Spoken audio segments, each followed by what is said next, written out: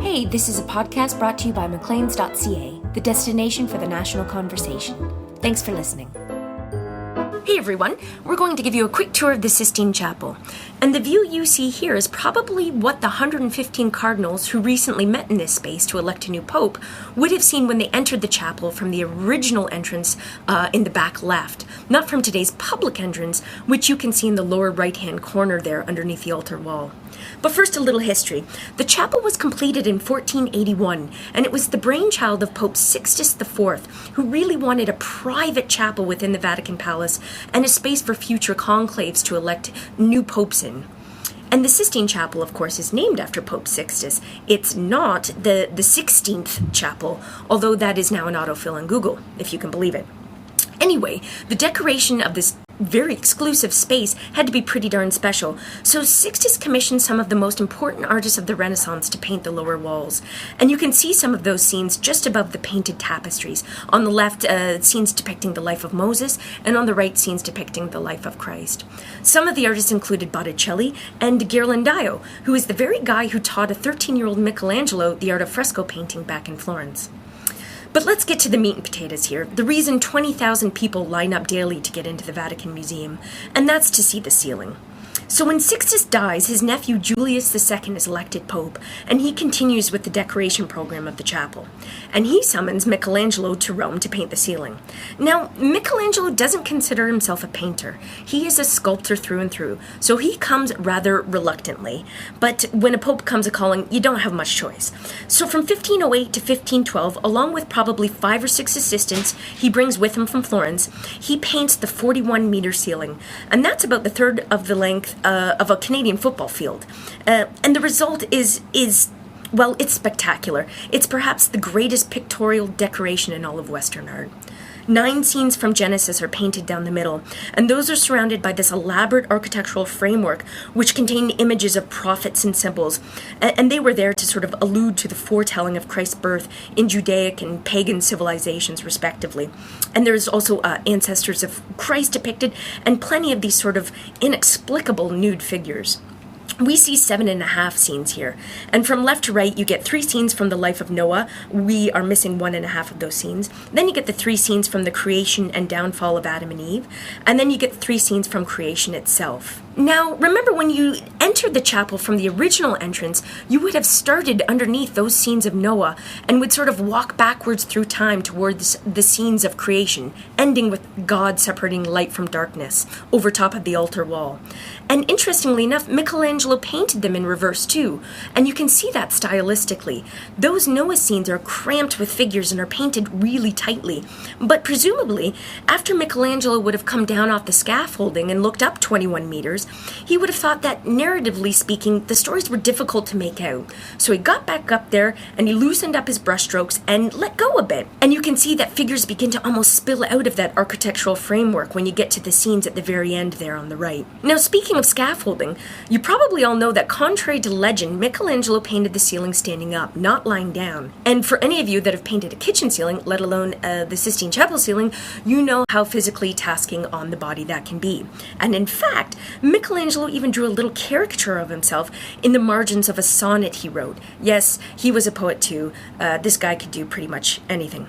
Anyway, he wrote about the job, this miserable job actually, causing him to grow a harpy's breast and that his bum stuck out like a horse's rump to counterweight that. And he ended the sonnet with, "I'm in a poor state and I'm not a painter." And here we are, the creation of Adam.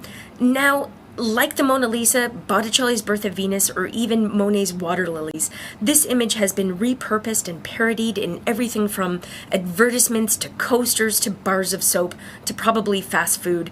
But man, oh man, I have to say, it still does give one reason to pause. Now, there have been countless interpretations of not only this scene. For instance, some say the woman under God's arm is Eve, some say that it's the Virgin Mary, but also of the ceiling altogether. There are all of these sort of hidden messages or Neoplatonic allegories, even homoerotic undertones that Michelangelo inserted. But we're not going to get into that stuff. Now, we should say a quick word about the restoration of the chapel, which you all probably remember occurring through the 80s. It was completed in 1994, and centuries of dirt, dust, candle smoke residue were removed, and with some controversy, because when people saw the colors when the restorers finished, they thought they removed too much. They were all so bright. I mean, almost garish in comparison with the frescoes post-restoration. The blues were so brilliant, and the oranges, pinks, and yellows were almost iridescent. But Michelangelo's contemporaries wrote about his extraordinary use of color in the chapel, so maybe it all makes sense. Now to the altar wall.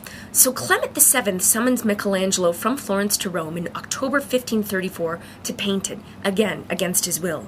But 2 days later, Clement dies, and Paul III is elected pope. Here's a little footnote. Paul is the pope who greenlit the Jesuit order, and the present pope, Francis, is the first Jesuit to be elected pope. Anyway, Paul loves Michelangelo, and he even gives him this incredible title of Supreme Architect, Painter, and Sculptor of the Vatican. Wow.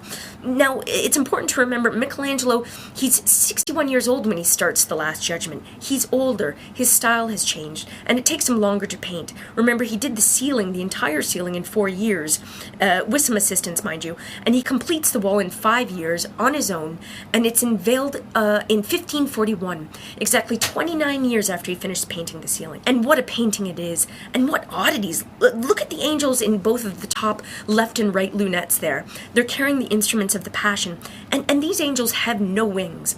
And the figures themselves, they better represent a race of titans than they do ordinary men. Michelangelo's style has transformed. These are superhumans. And he doesn't seem to be drawing upon classical Greek sculpture like he did in his youth earlier in the 16th century, like, say, his David, for example. These men are through and through inspired by Hellenistic sculpture, perhaps most notably by two pieces that were in the Vatican collection then and are still visible today. The Laocoon, which Michelangelo was actually present in Rome when it was dug up in someone's backyard, and the other one is the Belvedere torso.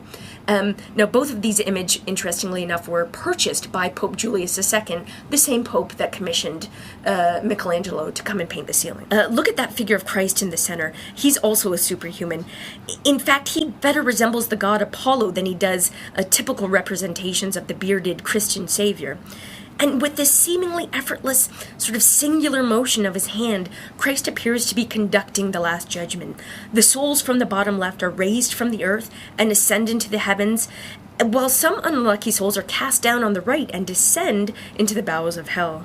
Now, there's a wonderful little detail here of Minos, who's just above the door that you and I would enter the chapel from.